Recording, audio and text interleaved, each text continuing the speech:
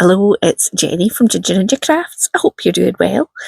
I am here with my side of a swap. So this is an Inchy and Rinchy swap, and it's hosted by the lovely Sabine over at Cross Keys Crafts. And each month Sabine offers to swap Inchies, which measure 1 by 1 inch, and Rinchies, which are round and measure about an inch across. She'll swap with anybody who will send her some Inchies and Rinchies, and then she will send you some back. So I am sharing a little bit of the process of making my Inchies and Rinchies. By the time this video goes live, hopefully Sabine has received them, so they're still a surprise for her. But just as a little sneak peek, this is the card that I sent, and the theme for this month is fruits and vegetables. It's a really great fun challenge to do because they're so tiny. You really do have to have a bit of a think about what you're going to include in each one. And I have made a set of 4 Inchies and 4 Rinchies, and they are hopefully, as I say, received by Sabine. So if you would like to see what I get up to, then please keep watching. Thanks so much. Okay, so I've got a little inch by inch square cut out there just to remind myself how teeny weeny these inches are. So first of all, I'm going to create a bit of a background, which I think I might use for some of my Inchies, and I will use it for the card as well.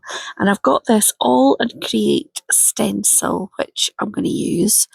And I have selected a couple of inky background pieces. I'm not quite sure why I'm taping this little strip down, but I think I'm just trying to use up the whole kind of main part of the stencil. So it's got these different vegetables on it, and it's got sort of farm fresh and healthy and organic kind of words and things. So I have taped down my pieces of inky paper or card, and now I have taped down the stencil, and I am going to do some kind of different colours over the stencil. So for the words, I'm just going over it with green ink there, green on green, but I'm going to want some different colours for the different vegetables.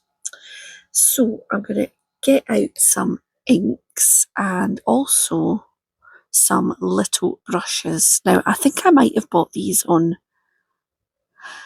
either eBay or Temu, I'm not sure, and they're very skinny little stenciling brushes. Some of them are very tiny kind of head of them, and some of them are a little bit broader, but this is the first time I've used them and I love them. So I'm just doing some orange for the carrots with a bit of blending, and some purple for, what am I doing the purple? Oh, I think it's aubergines. I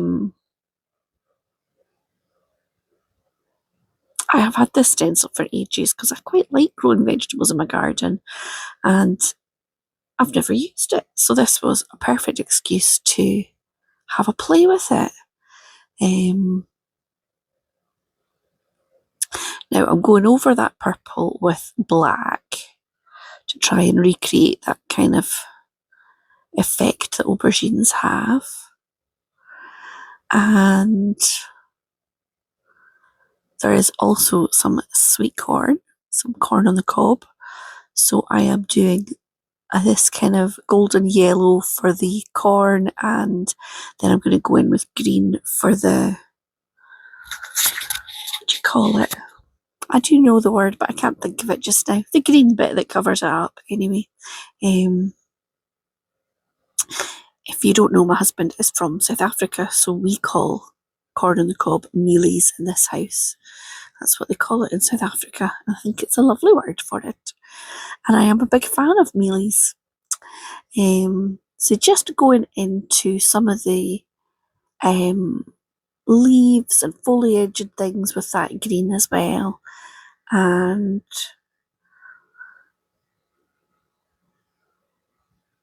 it is really nice stencil, and I don't think I'd have managed to colour it in this way without those skinny brushes. My big brushes, which I love for blending and things, are way too chunky for this. So I think I maybe saw somebody at the craft fair with them and didn't buy them because I didn't think I needed them, and then realised maybe I do need them.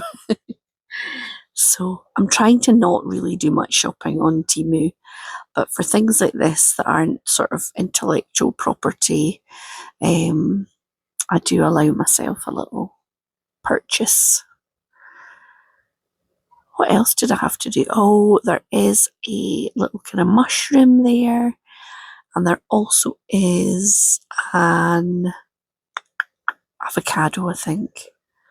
So yeah, I'm doing a kind of mixture of the brown and the black for the mushrooms. What else is there? I've got a wee radish, like a beetroot, or I think maybe that's meant to be like a red onion actually. Anyway, that is, oh yeah, this bit is the avocado, so I'm doing brown for the stone and then the darker green for the skin of the avocado. So then it's peeling off all this washi tape, and I think it looks really nice, my panel. So I've got some pieces that I could use to create inches from, and also I'm going to take the bulk of that main panel and use it for my card. Now I'm going to spritz this and get a print from the reverse, and waste not, want not, you know, all that ink on there. And actually I think it looks really nice with all those different colours on it. It's lovely. So then a quick clean of my stencil and my mat, because I'm a good girl. And what am I doing? Oh yes, I've got these gardening tools which I have die cut out of the kind of metallic grey Centura Peril and craft card, and I'm giving them wood effect kind of handles, and I'm going to put those on the front. I have cut a square of the stenciled vegetable panel. I have mounted it on a little bit of holographic card just to give it a little bit of something, and the card base I have just added a little bit of brown and green sort of ink smooshed with the help of a stamping block. I don't know why I didn't film that, but I didn't. I think I got distracted. In fact, I think I might have gone away for my lunch in between the first bit of this video and the next bit. So there we go. I'm just arranging. Do I want them facing up the way or down the way? Which order should they go in? That's the life of a crafter, isn't it? It's faffing about with the bits until you think, yeah, I think that looks nicest.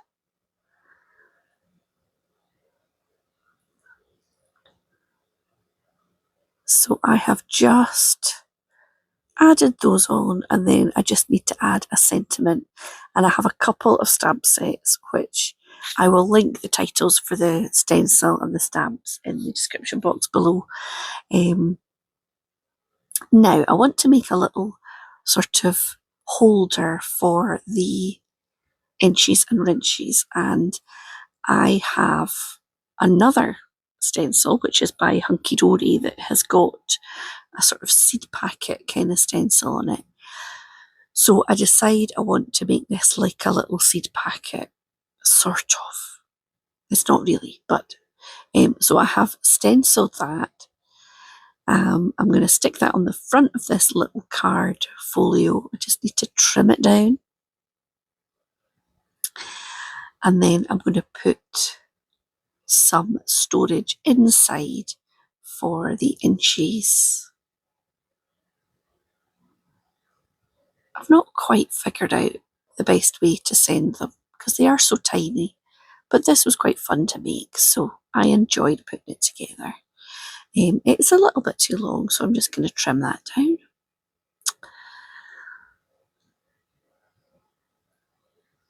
And then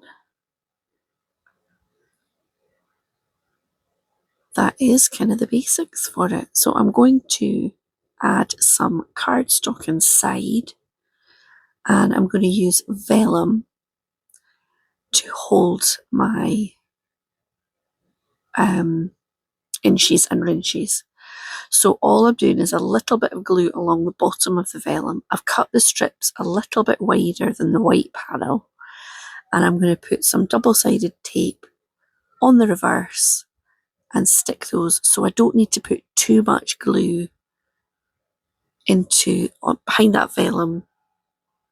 I don't think it's really that visible because it's on white, and I don't have to have it at the sides, so it means there's just that little bit more space to put the inchies and the rinchies.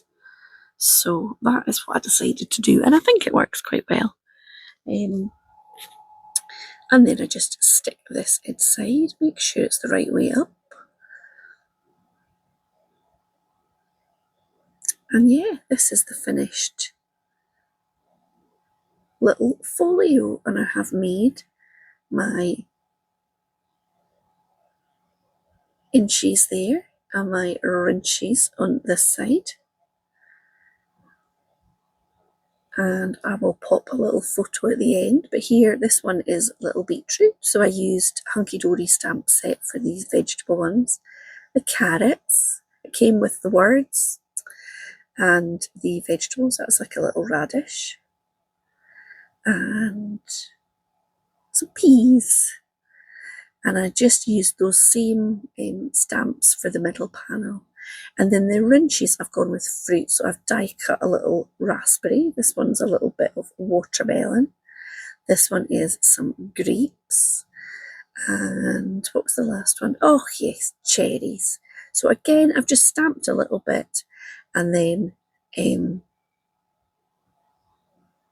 used some die cuts for the fruit. And there is my finished card.